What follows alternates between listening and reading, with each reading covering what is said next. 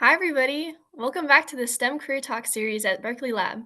Berkeley Lab is a Department of Energy funded multidisciplinary research facility where innovations in advanced materials, life sciences, energy efficiency, detectors, and accelerators serve the country's need for technology and the environment.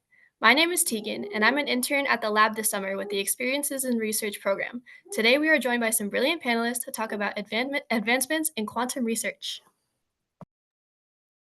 Hi everyone, my name is Sophia and I'm also an Experiences and Research intern at the lab. Tegan and I will be the co-hosts and we are very excited for this panel today. I'd like to start by introducing our panelists today. This morning we are joined by Doctors Catherine Clemico, Emery Chan, and Megan Ivory. Now we'd like to invite the panelists, starting with Katie, then Emery, and ending with Megan to introduce themselves and tell us a little more about what they do and their research with quantum.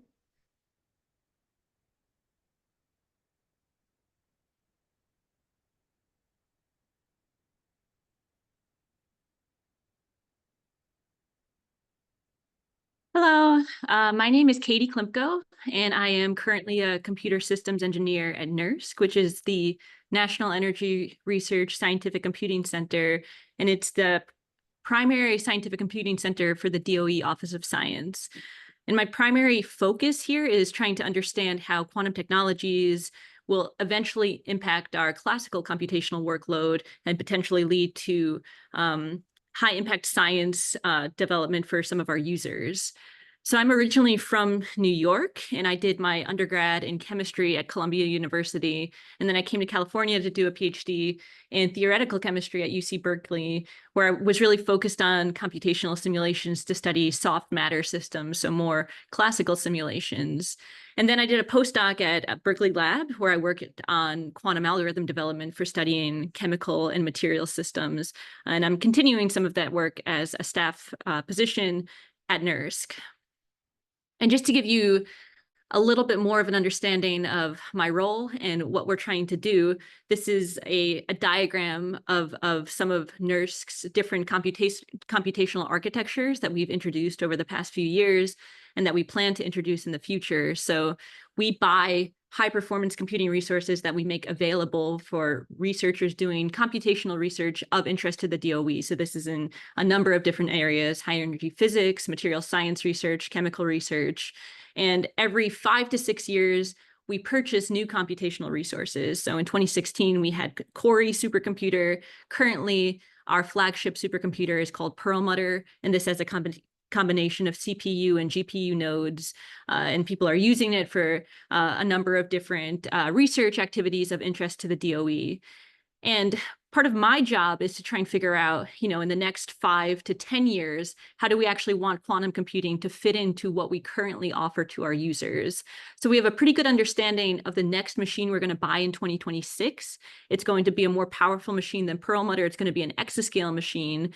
But the question of come the 2030s, what do we actually want our computing resources to look like is something I'm thinking about a lot and trying to figure out, should we eventually buy a quantum computer, and will that be of use for our users, and what types of algorithms will be accelerated by having access to these types of quantum technologies? So with that, I'm going to, I look forward to answering your questions during the rest of the panel. And I'm going to switch to the next speaker.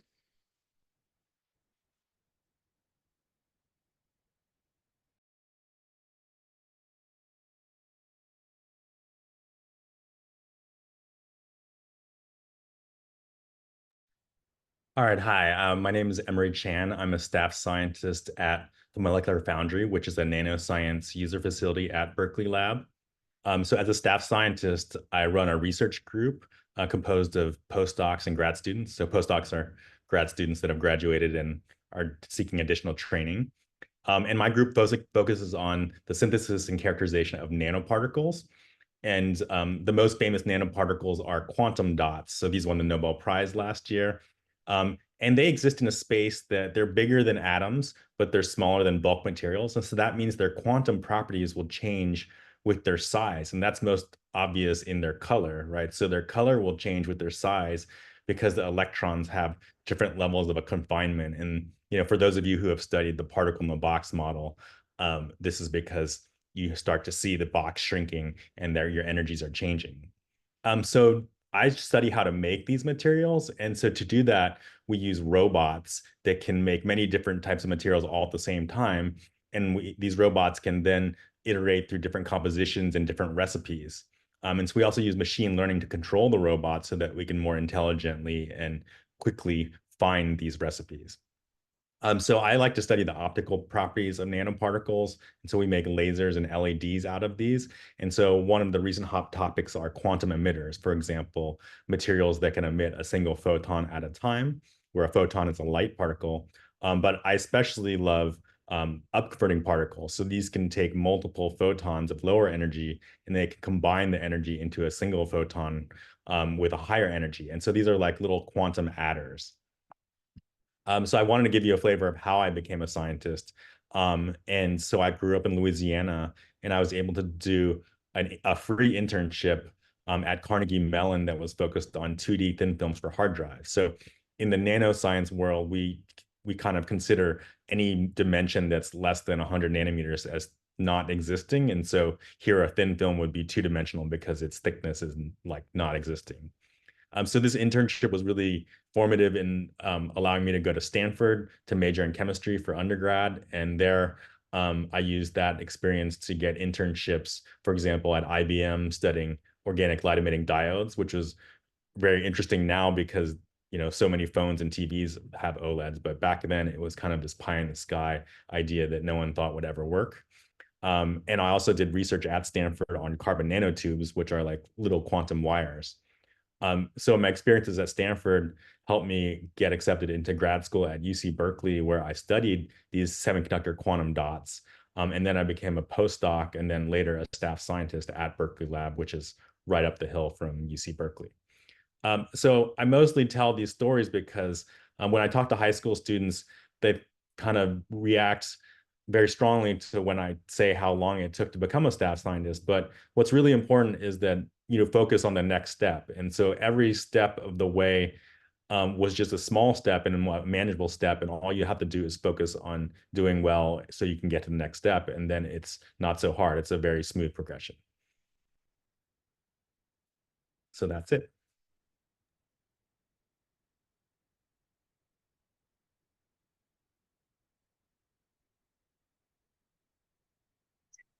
All right. Hi, everybody. My name is Megan Ivory. I am at Sandia National Labs. So some of you on the call have heard a lot about me from the past 3 weeks in Q Camp. I'm the co-director of Q Camp, and my official title here at Sandia is Senior Member of the Technical Staff, which I feel doesn't tell you much at all about what I do. So I grew up in southwestern Pennsylvania. I was kind of a farm girl. I liked playing outside in the woods. I decided to go to college and study physics at a school that was just an hour down the road. And I was really undecided at that time. I didn't know what I wanted to do when I grew up, but I was really interested in physics and in architecture, but I got more financial aid to study physics. So I decided to do that because that was actually a really important factor for me. After my junior year in college, I got my first taste of research. My college was really, really small in liberal arts, so we didn't really have any opportunities to do research there. So I ended up applying for these research experiences for undergraduates program, and I got in at Jefferson Lab, which is a Department of Energy national lab in Virginia. And while I was there, I was working on the free electron beam line, where we wiggle electrons really, really fast and weird and cool light comes off of them. And so we were characterizing radiation that was in the terahertz regime. And then that internship kind of launched me into the internship that I had the following summer, which was actually at Berkeley Labs. I was working on the advanced light source. And once again, we had like these really cool and weird colors of light and electromagnetic radiation. And here we were trying to find spectroscopic signals of malaria using infrared radiation from the ALS. And so by the time I finished that internship, I was convinced that I wanted to study biophysics, but I had already decided to go to graduate school at the College of William and Mary, and they didn't really have any biophysics there at the time. And so I decided to join a laser lab because lasers are pretty useful in a lot of different technology areas. And I thought, well, at least if I can learn some laser stuff, that's probably really transferable into biophysics. But this laser lab happened to be a lab that was building a completely new experimental device at this school for creating something called Bose-Einstein condensate, which is a weird phase of matter that is 100 nanokelvin roughly in temperature. So basically the coldest thing on Earth or elsewhere. And it was my first introduction to quantum. And it was really hard, but really, really fun. And I kind of fell in love with it. So after that, I decided to stick with it. I ended up joining a company after graduate school that was located in Colorado. They were called Cold Quanta at the time. Now they are called Inflection. And they basically build systems for doing things like quantum sensing, atomic clocks, and quantum computing. I was there for 4 years, leading a team, building really cool stuff, learning lots. But I kind of wanted to get back into more of a laboratory environment. So I kind of shifted gears and went back into academia and was a research associate at the University of Washington for a year and a half. And that was where I first started trapping ions, which is what I do now. And so up here in the left-hand corner, you can see this crystal of individual ions. And they're kind of shifting in color and moving around a little bit. So this is a crystal of ions that they're hoping to use for quantum computing. And this shifting that you see is called micromotion from the electric fields that we use to hold them in place. I also, at the University of Washington, helped organize a postdoc union, which was a little controversial, but I was really upset about some of the harassment and discrimination that I had heard about that can happen in science. And I really wanted to help stop that. So I got a little bit into social justice at the time and wanted to carry that forward. So I ended up coming here to Sandia National Labs because they were doing really cool work with trapped ions for atomic clocks, but using integrated photonics. So instead of having all of your lasers outside, you had all these lasers confined to a tiny little chip. And so I started doing that and did that for about 2 years and then was converted to a scientist here where now I'm working on building trapped ion quantum computers with little chips that look like this in the bottom left. And it's kind of blurry because the picture's small, but this is a whole chain of individual ions that can serve as our qubits, our quantum bits for quantum computing. And as in my attempt to still do something social justice related, I am leading workforce development efforts to introduce high school students, community college students, and undergraduate students, as well as educators, to quantum science concepts, because I think that the earlier that we start, then the better chance we have of having a really diverse and fun field of workers in the future. So that is it for my introduction.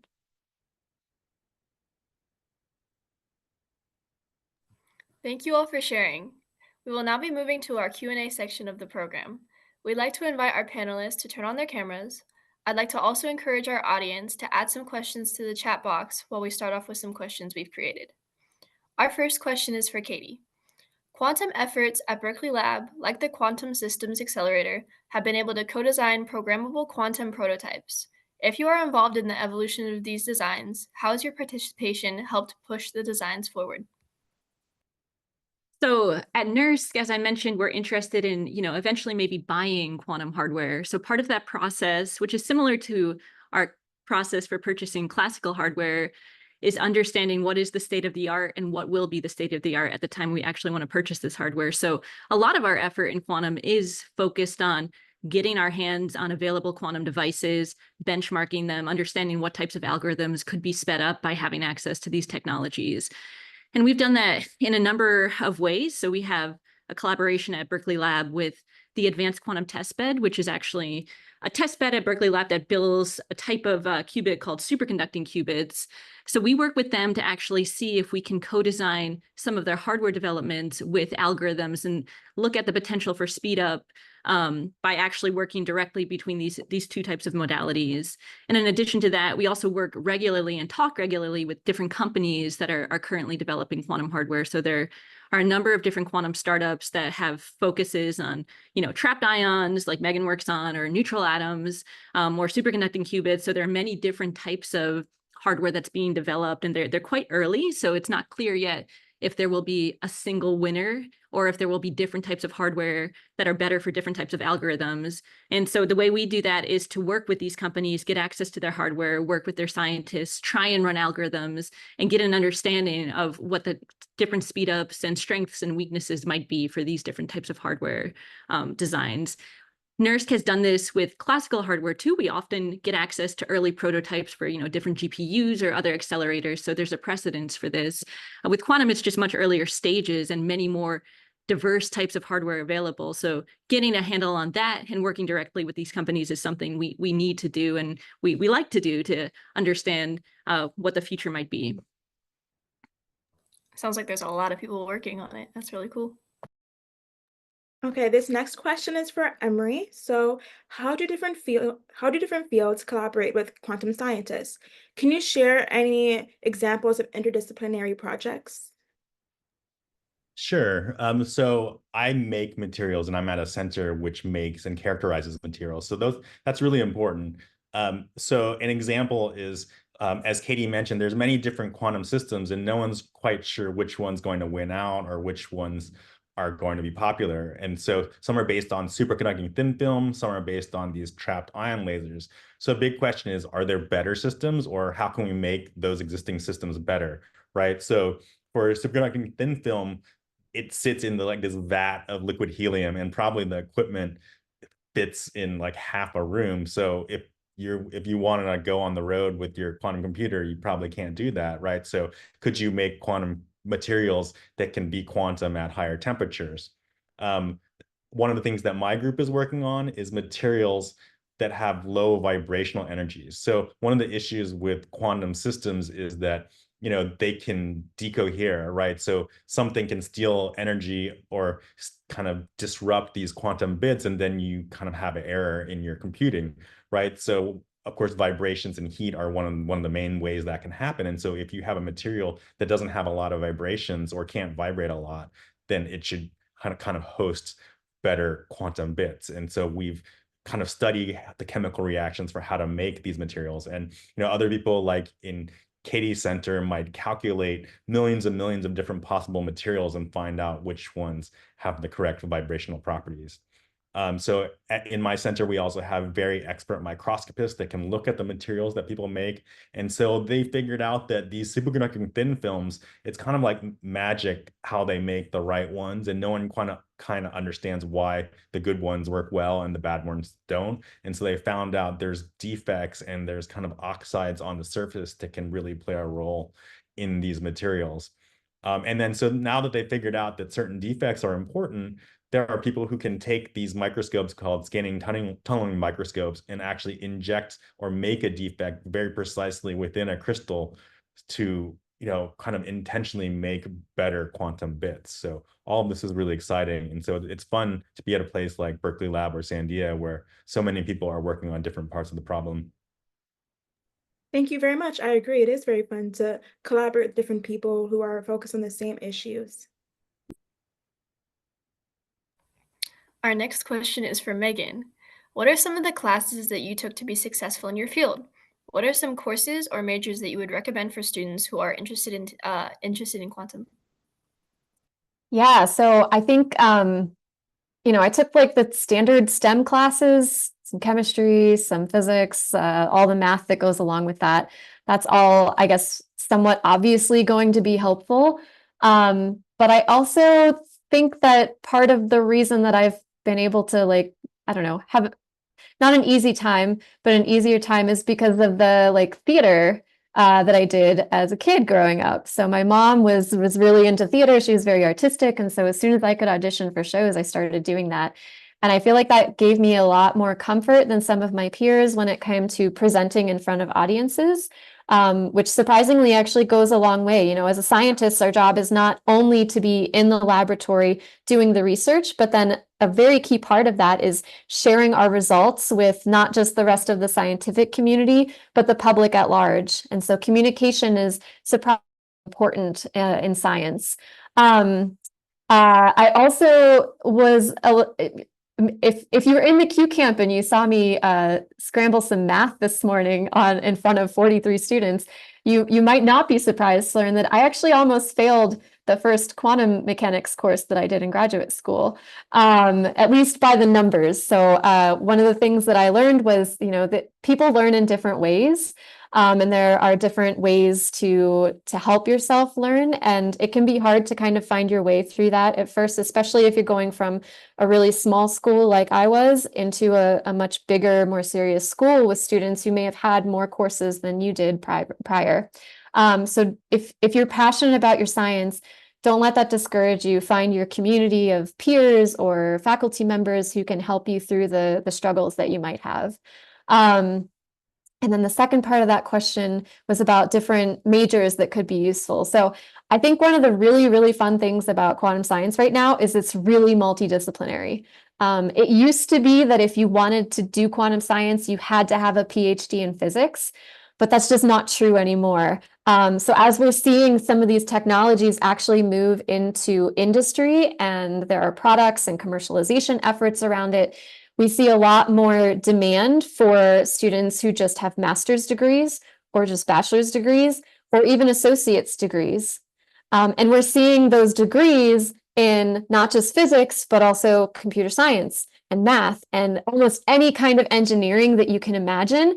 And so whatever your passion is, and even if it's not maybe the hard sciences, maybe you have a passion for building teams and bringing people together and you want to be an entrepreneur. You can also find a place in quantum with those skills as well. So I think it's a really exciting time, and it's kind of a choose your own adventure out there. Just talk to scientists on this panel and the mentors that you meet along the way, and ask us for guidance if you need it. That's really awesome. I'm glad that you're getting the younger kids involved. That's great. Okay, so this next question is for all of our panelists. We're going to go from Katie to Megan to Emery. So what type of tools or machinery do you like to use in your everyday work? So at NERSC, so we're a supercomputing center, so computational tools are basically in everyone's wheelhouse to some degree. And for me, some of that looks like actually simulating these systems classically. So you can, we have quantum computers available right now, and we have access to them and different modalities, the different types of qubit technologies. But as you probably know, since you've been studying this for a while, they're still very noisy. You can't always trust the results you get out. So having equivalent classical simulations that you can do at scale, say up to 45 qubits, is something we're able to do with our classical supercomputing resources. So developing simulators, we call them, to actually classically simulate quantum systems and maybe verify what's coming out of them is something I do on a regular basis and help users do at NERSC. So both developing and using the software to actually study these systems classically. And then also getting access to the quantum hardware is something we do regularly. So currently we have partnerships with Quera Computing, which is a neutral atom hardware company, and getting access to their hardware through the cloud. They're based in Boston is something we do quite regularly. And also getting access to the systems like the Advanced Quantum Testbed at Berkeley Lab.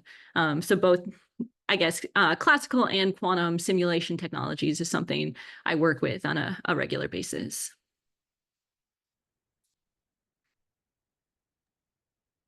For me, I'm an experimentalist, so I am usually in the lab doing things with my hands. So I'm building vacuum systems, I'm shooting lasers through little windows in those vacuum systems so that I can actually isolate and control and manipulate single atoms. I'm taking pictures of them with cameras. There's a lot of electronics that go into controlling, the laser pulses that we're sending and the fields that are actually confining our ions.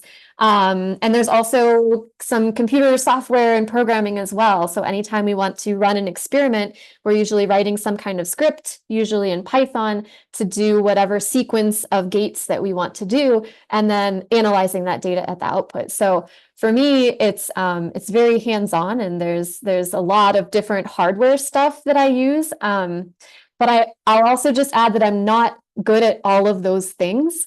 And one of the things that I really, really love about being at the national labs is I don't have to be good at all of those things because there's a massive team of other people who are really good in those other areas. So if I need help building some kind of electronics box that will do something cool, I don't have to do that myself. I can call upon other experts in the field and collaborate with them to do whatever I want. So one of the tools I use a lot are robots and automation. So we talked about how making some of these quantum materials is like black magic. Some of them were discovered by accident, like they weren't really intending to do quantum computing with them. And so people don't really know why they're good. And even like they can't even do it twice, right? It's a big problem where you make something cool and then you try to make it again and you spend like the next 5 years trying to do that. And so one of the answers to that is to automate the processes so that they're more precise, and also so that you can do many more reactions or many more fabrications in a given amount of time. So for my postdoc, I developed this robot to make these quantum dots. And now, we can just set it up in the afternoon and it'll just make quantum dots all night long. We come back and we have 96 different samples, and then we can characterize it really quickly in kind of high throughput automated optical systems. So that's really fun. And, I get to play with robots. I get to play with kind of pretty color nanoparticles. And so that's what makes my life interesting. Those are all really great answers. So I know you guys all use different tools in machine, which kind of goes back to Megan's point that the field of quantum is very multidisciplinary. So thank you for your responses. Our next question is also for all of you guys. So we're going to go Megan, then Emery, then Katie. The question is, what impacts will your work have on everyday lives? Ooh, which way do I want to lean here? I don't know. I'm going to go with I don't know. So right now there's a lot of excitement about quantum computing and there's a lot of potential there, but there are also a lot of challenges. And so that's part of why there are so many people involved in quantum science right now trying to solve some of these problems, because it's going to take, it's going to take a village or more to actually do it. But if we are successful and we're able to make lots of qubits that are low noise and do what we expect them to, then we could potentially contribute to a whole host of different fields like energy grid optimization, drug discovery, security. So it's really exciting in that regard. So the project that I work on right now is the Quantum Scientific Computing Open User Testbed, which is like the testbed at Berkeley, but it's based on trapped ions, and we're open to users all over the world, so researchers all over who might have an idea of something that they want to test on a really small quantum computer, like maybe 5 qubits. And the goal is to figure out what can we learn with a really small system that can help inform us about how we should build these bigger systems, so we can be a little bit more conscientious about building them out instead of just going for like all the qubits right now, no matter how bad they are. So that's what I've been working on lately, and I do think that there will be impacts in the world. There was an example given yesterday at QCamp. I think maybe Joan, our facilitator, told us, but when the laser first came out, everyone thought it was going to be like this weird, useless thing. I think it was described as a tool looking for a problem to solve or something like that. And now there are lasers everywhere. So I don't know if that will happen with quantum computers. I suspect we won't have quantum computers everywhere, but I suspect they will make some kind of impact in the world. And I'm excited to see that. And I'm excited for all of you on the call to be the ones who actually see the fruition and make that happen. So as Megan said, a lot of us work on very fundamental science, which is really important, right? You can't solve these application problems without understanding the fundamentals. So we could be 20, 30 years out. So I'll give you an example from the quantum dot world, even though the applications for that are not necessarily for quantum computing right now. So quantum dots, the real birth of colloidal quantum dots, as most people know them, was in the early 90s, maybe late 80s. And so when I started working on them, it was in like the 2000s. It was still like very fundamental, and no one really knew what the applications were going to be. But now, in the 2020s, you can buy a QD LED. So like the Samsung TVs that you can buy have quantum dots in them.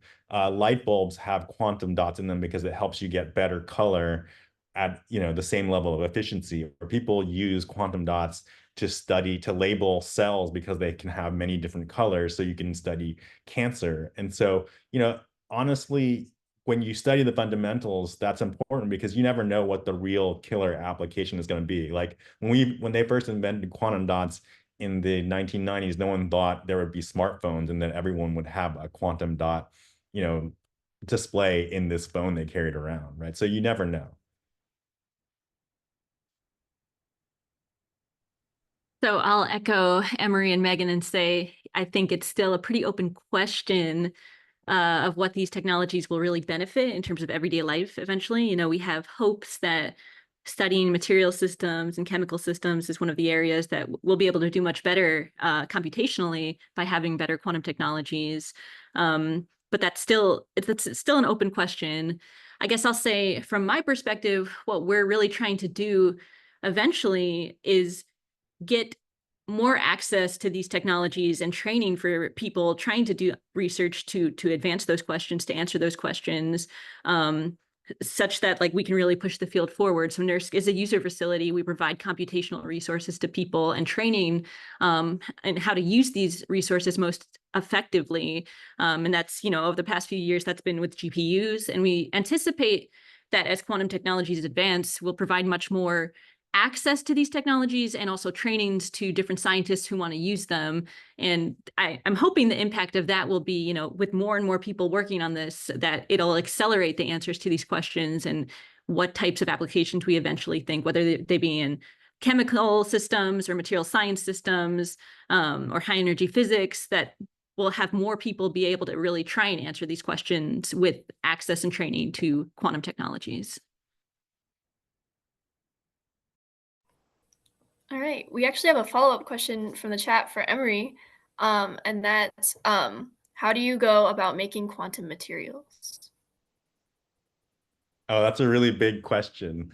So I can tell you how I make quantum materials. So to make a nanoparticle, we make them in solution, so in liquids. And that's one way people do it. I think many people make them in kind of the gas phase, but the reason why you might want to make them in a big vat of soup is that maybe one day we want to make like 1 billion quantum computers a year, and you would need to scale out that process really efficiently. And so, if you have a big vat, you can make many different many nanoparticles at the same time, and then you can maybe spread them out just by painting them on your devices. So it's a very cheap and easy way to do that. So we have all sorts of tricks we use, such as injecting really reactive precursors into like a soap solution. So the soap keeps the little nanoparticles from combining into big nanoparticles. But there's many other ways, right? So a very popular way of making kind of 2D quantum materials is to introduce gas into a really hot furnace and have them react and then coat a substrate like a piece of silicon or a piece of sapphire. And so that makes really thin materials that also have a lot of interesting quantum properties.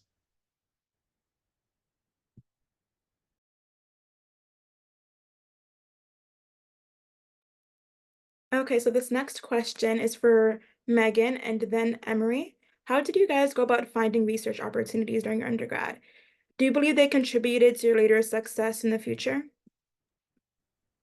So I learned about that REU program from one of the physics professors at my school. He just kind of casually mentioned it, I think, and said, everybody should go apply to this. There were only 5 physics majors, so everybody went and applied. I didn't really have an idea of what that would mean or anything at that point, but I definitely think that contributed to my overall ability to get into grad school, because in fact, I mentioned earlier I wasn't so great at my coursework and testing and stuff like that. I only got into one of the graduate schools that I applied to, and the school that I got into was the College of William and Mary, which is 20 minutes down the road from Jefferson National Lab, where I had done that research experiences for undergrad. So I think that they were willing to take a chance on me because they saw that I could be productive in a laboratory through my summer experience. And then my mentor for that REU connected me with one of his former students who was then at Berkeley Lab leading a group. And so that's how I got the internship that I had the next year. So I think it was all very like that first initial mentioning of like, there's this research thing that happens in the summer, go apply. Like that really kicked off all of these other opportunities for me that probably wouldn't have been available if I hadn't applied to those summer opportunities. So I'm really old. Like I may not look like it, but I'm probably the oldest person on this call. So I was thinking about this question, and so I wanted to share a funny story. I thought about how I figured out how to do my high school internship, and this was like in the 1990s, like back before the internet was like a big thing. And so you had to go to the library and check out a book of a list of internships, and then you had to like mail them a letter to ask them for like the application materials. Um, but for undergrad, the web was more a thing. But I think for like my IBM internship, people would just post posters in the hallway and you would kind of see them and you go to the website. But now, of course, you can Google, right? So if you're in college and you just want to work for a research group in your college, you just go to all these professors' websites and you find something that's like interesting and you just email the professor and you say, hey, I want to work with you. Now, one thing that you should know is that a lot of people will ignore you, and you shouldn't really take that personally. Professors are busy people. And so, if you email enough people, there are going to be people who respond, or you should also be persistent because sometimes, like, I might forget that you emailed. And then if you bug me a lot, I'll go, hey, this person is really persistent. They have this kind of never give up attitude that's really important in science.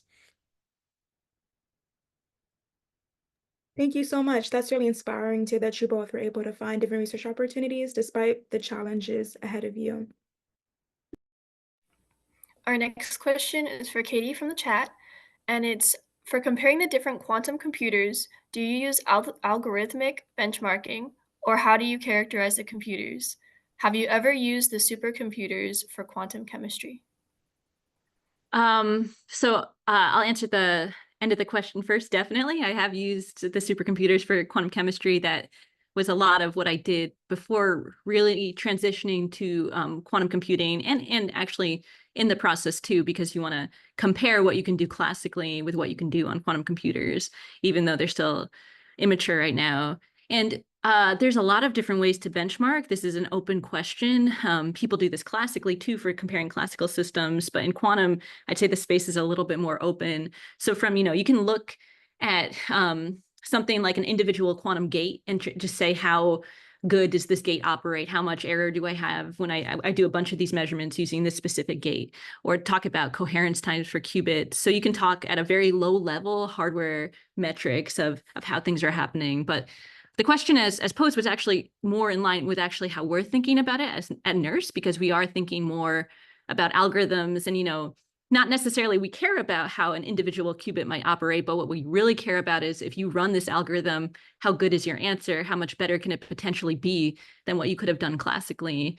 And we have a grant focused on this and some efforts. One paper that we put out last year was actually focused on developing a data set of Hamiltonians. So Hamiltonians are often the thing you use when you're running quantum algorithms.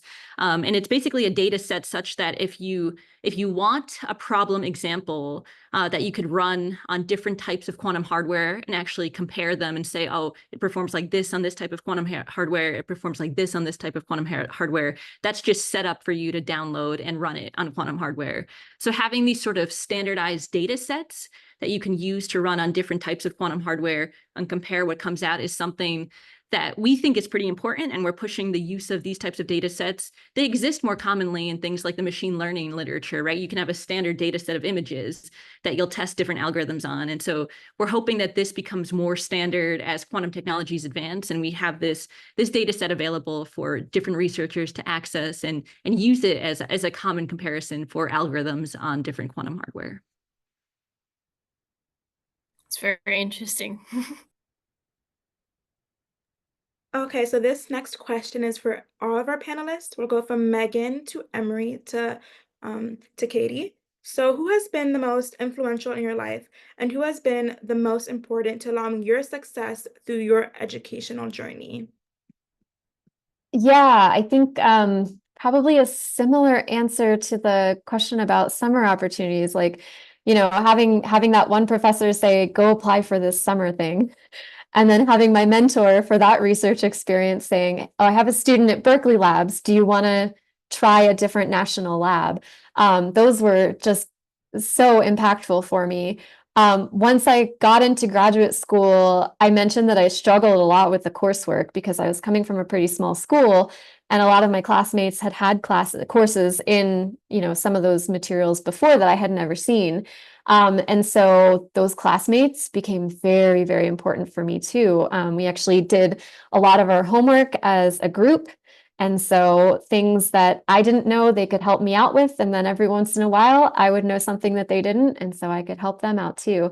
So it's definitely, and I think this could carry into undergrad as well. I did it less there, but find your peer group of students and work together on your homework sets and figure out how you can all help each other to understand things better in the long road.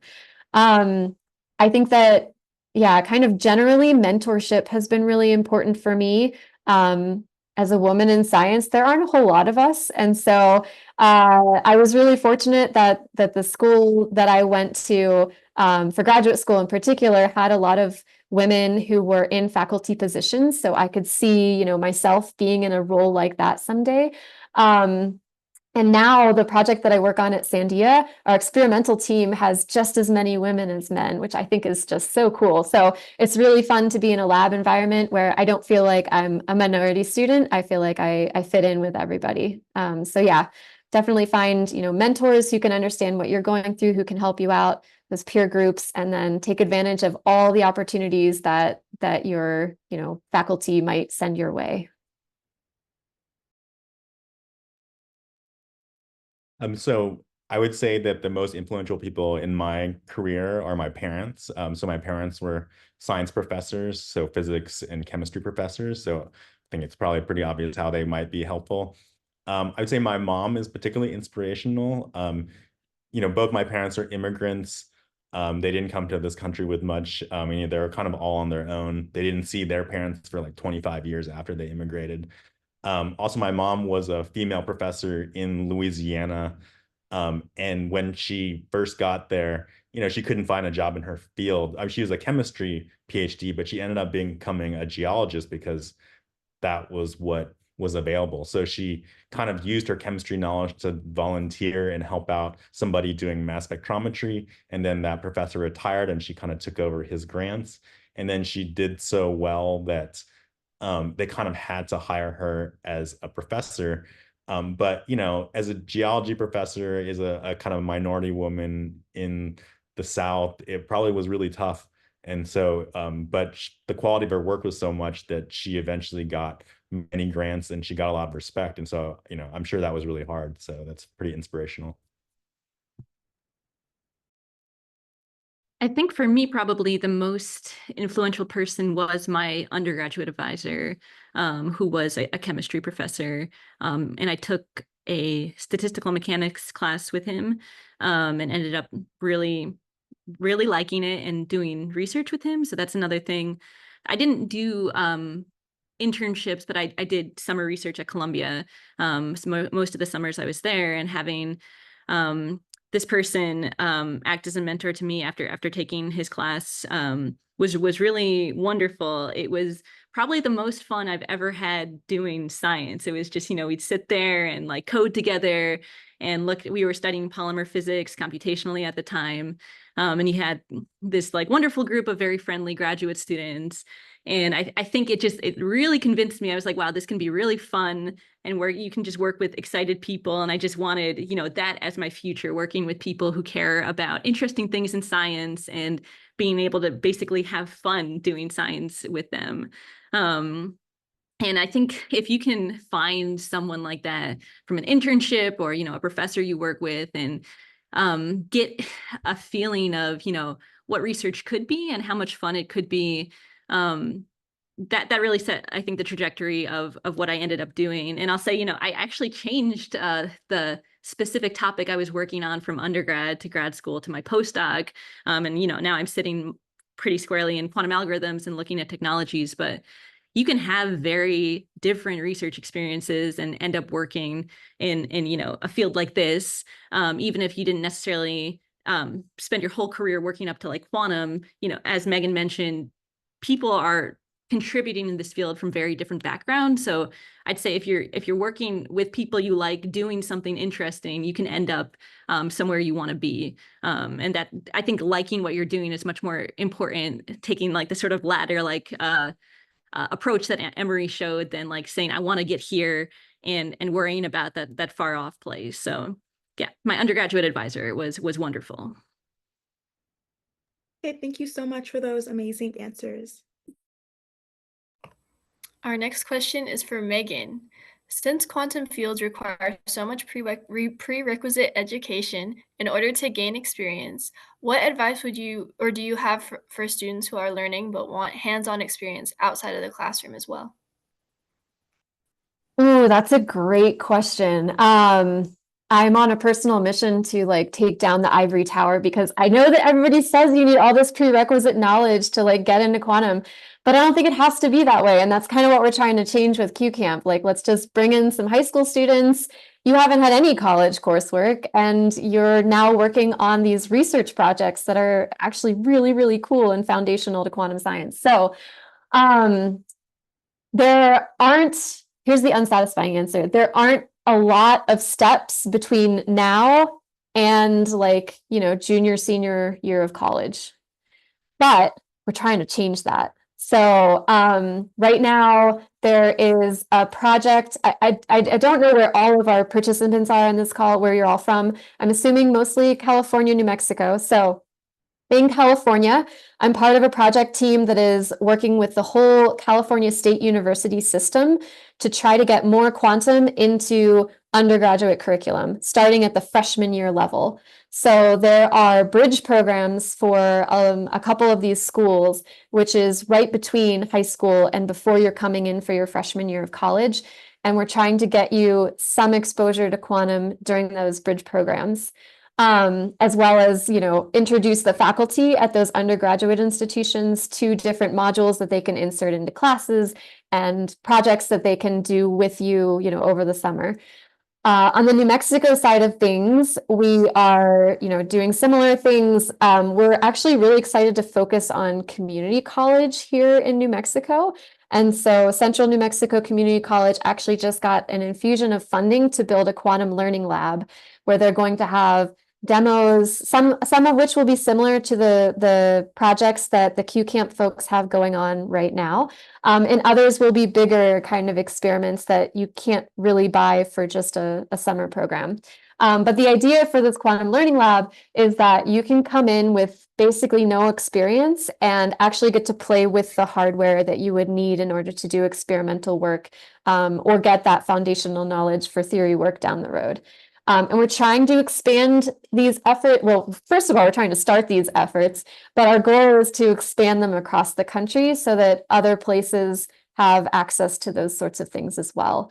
There are also a couple of resources out there for additional like follow-on learning that you could do either on your own or parts of or as part of like an internship experience.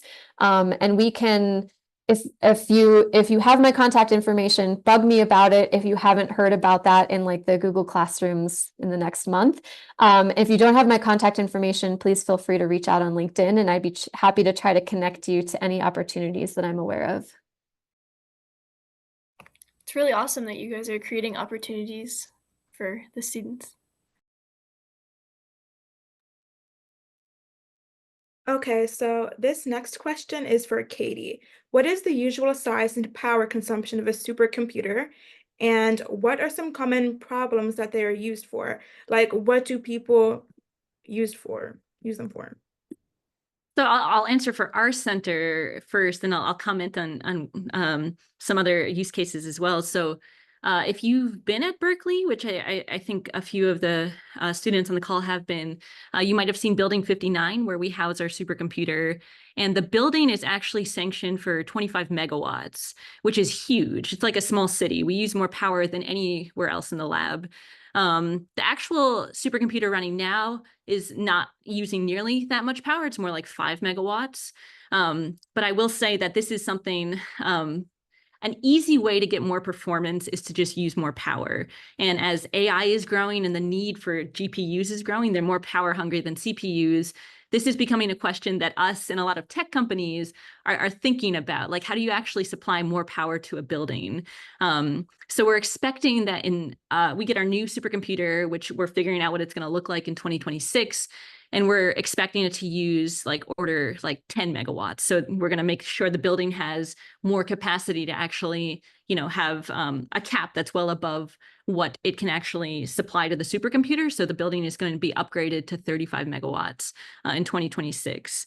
Yeah, and like I mentioned, it's not just us who are interested in having these types of high power needing computational resources like GPUs. Lots of tech companies are buying tons of GPUs because they want to do, AI, machine learning for different profit cases. We're focused on doing research of interest to the DOE, and a lot of this is doing high energy physics, studying material systems, studying computational chemistry systems, doing molecular dynamics, so having some understanding of how molecular systems actually move. And all of this is open research. So it's kind of a different demand than, say, Meta or Google might want. We're also doing much more machine learning, but everything that we give time on our machines for is stuff that the DOE is interested in studying. So basic research, and that doesn't limit us in our users. We actually have users who are from some companies, especially quantum companies, because we've been having a push for actually getting more access for quantum research on our supercomputers. The only constraint for us is that you need to be doing research that's publicly available after you actually use our resources. Thank you so much. All right, our next question is for everyone. So we're going to go Emery, then Megan, then Katie. And the question is, if you didn't go into the career you're in, what else would you have chosen?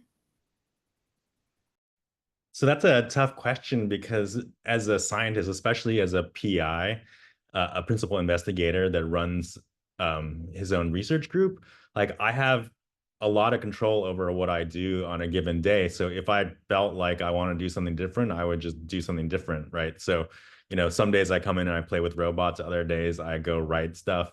And so it's really cool. So I could go, like, I'm kind of more like a chemical engineer, even though I have a major in chemistry.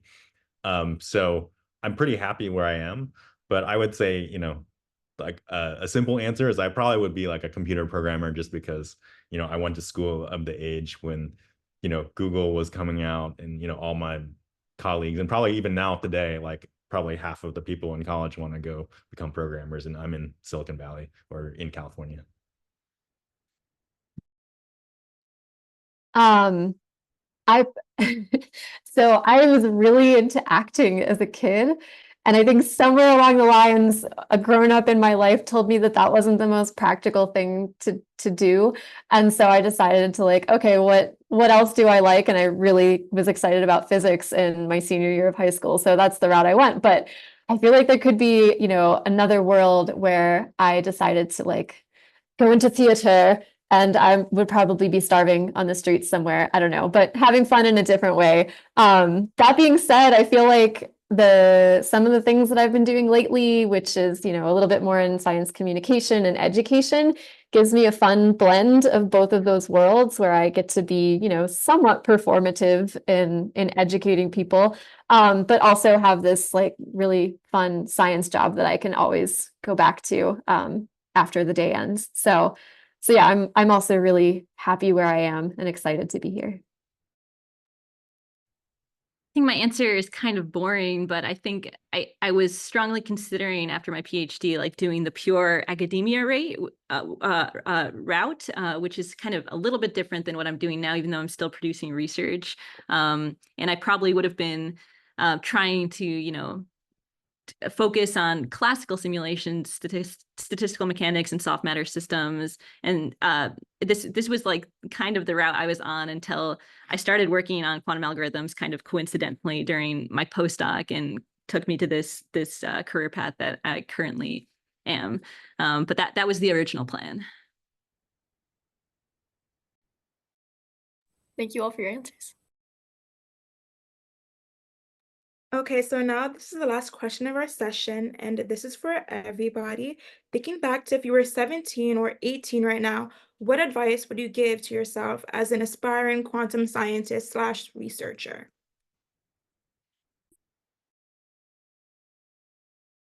I forget if you told us what order to go in, Sophia. It can go from Megan to Katie to Emery. Okay. I would tell myself to ask for help more, because I think I was really, really nervous about doing that in college. In high school, I was pretty smart, big fish, small pond sort of thing. And so I kind of thought that I was very, I don't know, top of my class sort of thing. And then I got to college and I was like, oh, okay, this is a little bit harder. And then I got to grad school and I was like, oh my gosh, this is a different world. And I feel like if I had just asked for help earlier in almost all of those scenarios, I probably would have had less of a struggle and done well. So that and also sleep. Just like sleep a normal amount. I never slept, I feel like, in college, and I often wonder like how much smarter I would be if I just went to bed at a decent hour and got some sleep. So sleep and ask for help. I'll echo the sleep thing. I believe it's underrated. At least it was for me in college. Now maybe I overrate it. The other sort of more, it's very practical advice. If you know you want to do something in this field, take linear algebra early in college. I feel like the uniting thing for everyone working, at least from the computational side in this field, is a background with some linear algebra. They don't necessarily have to be a mathematician, but everyone from a physicist, a chemist, to a mathematician, to a computer scientist, everything is linear algebra that I do when you actually go down to the actual weeds. So that's probably a class you want to prioritize. While we're on the topic of math classes, something that I wish was emphasized more to me when I was in high school that would have really helped with quantum was the concept of like imaginary numbers. Like I remember in math class, they would tell us all the different types of numbers, like rational numbers. And then they got to like imaginary and complex numbers. And I was like, why would we need to know this? Like, who's going to take the square root of -1? And like it only was like in late grad school, or no, so late undergrad, where when you're learning quantum you're like, oh, I is a really important number in quantum. Like basically it's in the master equation for everything and you can't solve anything. So if someone had just told us, look, think bonds can't form without I, everything in the world would just like fall apart and like electrons wouldn't flow and devices wouldn't work without I, that would have been like really helpful. But in a more maybe more big picture sense, the thing I would tell you guys is try lots of different things. Like that's why internships are so important, because they give you the ability to try something that's completely different than what you're learning in school. And don't try to focus so much early on in your life, because like you can go to grad school and like work for hours in lab and focus really hard. So when you're young, this is your chance to do a lot of different things, right? I'm hearing from interns a lot, oh, I need to publish a paper in order to get into college, or I need to publish a first author paper to like go to grad school. And that's totally not true, right? I don't know where people are getting these crazy ideas. So focus more on like getting experiences than trying to impress people by, spending a lot of time on one thing. Thank you. Those were all very great answers. As young people, I know that our greatest asset is time. So a lot of your answers really helped. I know a lot of our interns realize how important it is to take advantage of the opportunities we have now, especially regarding mathematics. So thank you so much again. All right, so that's the end of our session. We wanted to thank our awesome panelists and our audience for a great final career talk of the summer. There's a special shout out for those watching in California and New Mexico. We want to say best wishes to everyone for their presentations in these coming weeks. Thank you guys so much.